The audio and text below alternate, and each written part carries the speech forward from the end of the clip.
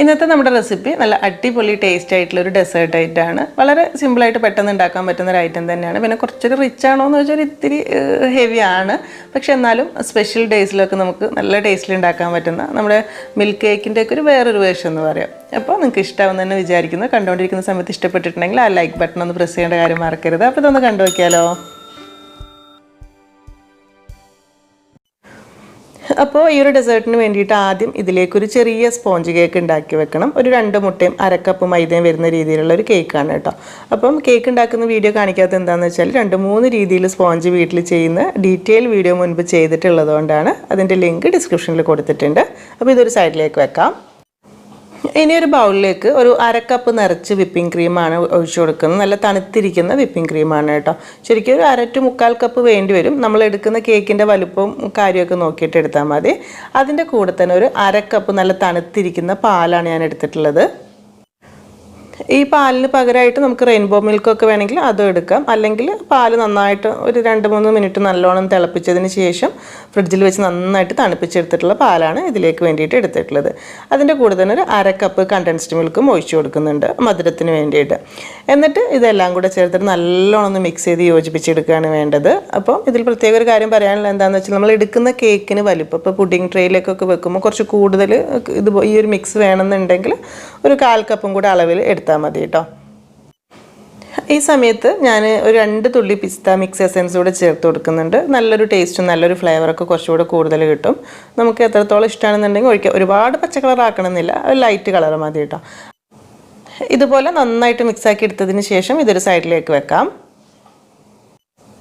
ഇനിയൊരു പുഡിംഗ് ട്രേയിലാണ് ഞാനിത് സെറ്റ് ചെയ്തെടുക്കുക. നമ്മൾ ഏതിലാണോ സെറ്റ് ചെയ്യുന്നതെന്നുണ്ടെങ്കിൽ ആ ഒരു പാത്രം എടുക്കുക. അതിലേക്ക് കുറച്ച് ഒരു മിൽക്കിൻ്റെ മിക്സ് ആദ്യം ഒഴിച്ചു കൊടുക്കുക. ഇനി ഇതിൻ്റെ മേലേക്ക് നമ്മൾ റെഡിയാക്കി വെച്ചിട്ടുള്ള സ്പോഞ്ച് കേക്ക് വെച്ച് കൊടുക്കുകയാണ്. അപ്പോൾ കേക്ക് എപ്പോഴും നല്ല ചൂടാറിയതായിരിക്കണം കേട്ടോ. ചൂടോടുകൂടെ ഒരിക്കലും വെച്ച് കൊടുക്കരുത്.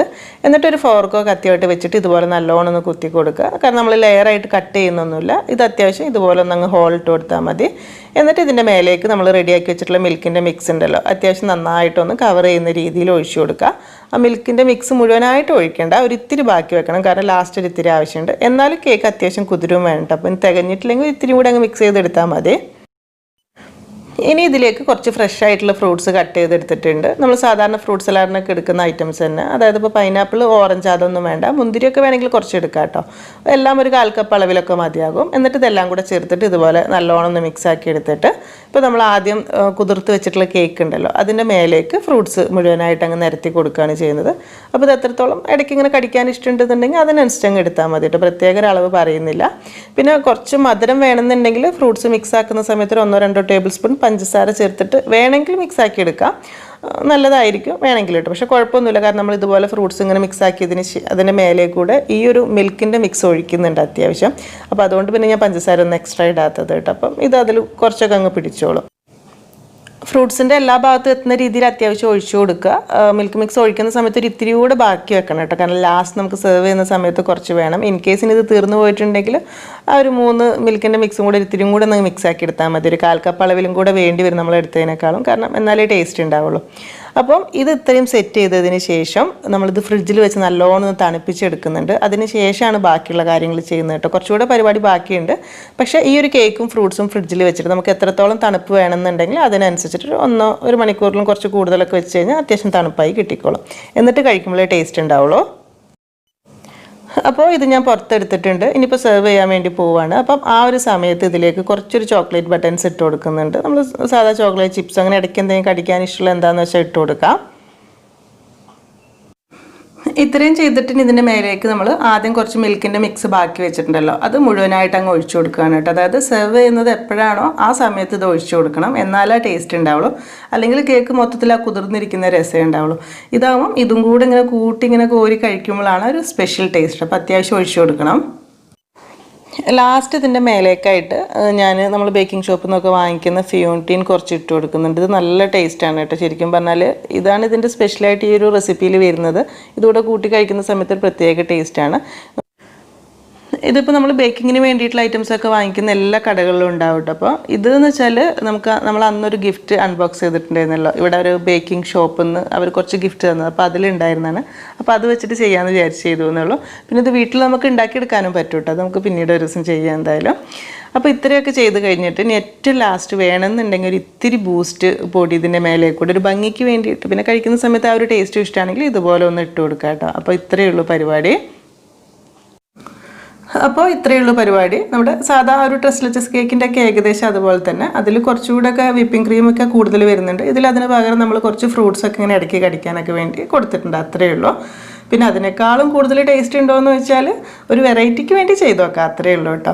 ഇത് ചെയ്യുമ്പോൾ നമ്മൾ ഈ പറഞ്ഞ പോലെ തന്നെ അതിൻ്റെ മേലെ ഇട്ടിട്ടുള്ള ആ ഒരു ക്രിസ്പി ആയിട്ടുള്ള ഐറ്റംസ് ഒക്കെ ഉണ്ടല്ലോ, അതൊക്കെ സെർവ് ചെയ്യുന്ന സമയത്ത് മാത്രം ഇട്ട് കൊടുത്താൽ മതി. അപ്പം ഇത് ഇങ്ങനെയും ചെയ്യാം. ഇനിയിപ്പോൾ പെട്ടെന്ന് തട്ടിക്കൂട്ടാൻ വേണ്ടി അല്ലെങ്കിൽ എളുപ്പത്തിൽ സെർവ് ചെയ്യാനൊക്കെ വേണമെന്നുണ്ടെങ്കിൽ ഒരു ഗ്ലാസ്സിൽ സെർവ് ചെയ്യുന്നത് എങ്ങനെയാണെന്നും കൂടി ഉള്ളത് നോക്കാം. അപ്പോൾ അതിനായിട്ട് ഞാനൊരു കപ്പ് കേക്കാണ് എടുത്തിട്ടുള്ളത്. അതായത് ഇപ്പോൾ നമുക്ക് പെട്ടെന്ന് സ്പോഞ്ച് കേക്കൊന്നും ഉണ്ടാക്കി ചൂടാറാൻ സമയമില്ലെങ്കിൽ പെട്ടെന്ന് കപ്പ് കേക്ക് പുറത്തുനിന്ന് വാങ്ങിക്കാനൊക്കെ പറ്റുന്നവർക്കൊക്കെ വേണമെങ്കിൽ അങ്ങനെ ചെയ്യാം. വീട്ടിലുണ്ടാക്കിയിട്ടുള്ളത് വേണമെങ്കിൽ അങ്ങനെ എടുക്കാം. ഒരു പുഡിംഗ് ഗ്ലാസ്സിലേക്കൊക്കെ ആണെങ്കിൽ ഇതുപോലത്തെ ഒരു ചെറിയ കപ്പ് കേക്ക് ഇതുപോലെ ഒന്ന് ജസ്റ്റ് ഒന്ന് മുറിച്ചിട്ട് കൊടുക്കുക. എന്നിട്ട് അതിൻ്റെ മേലേക്ക് നമ്മളിപ്പോൾ നേരത്തെ റെഡിയാക്കിയിട്ടുള്ള ആ ഒരു മിൽക്കിൻ്റെ മിക്സ് ഉണ്ടല്ലോ, അത് പാകത്തിന് ഒഴിച്ചു കൊടുക്കുക. ഇനി ഇതിൻ്റെ മേലേക്ക് കട്ട് ചെയ്ത് വെച്ചിട്ടുള്ള ഫ്രൂട്ട്സ് ആവശ്യത്തിനുള്ളത് ഇട്ട് കൊടുക്കുകയാണ് ചെയ്യുന്നത്. ഇതെന്ന് വെച്ചാൽ നമ്മൾ ഈ ഒരു രീതിയിൽ സെറ്റ് ചെയ്യാൻ കുറച്ചുകൂടി ഈസിയാണ് കേട്ടോ കഴിക്കാനൊക്കെ. പിന്നെ കുറച്ച് ചോക്ലേറ്റ് ബട്ടൺസ് ഒക്കെ ഇട്ട് കൊടുക്കുന്നുണ്ട്.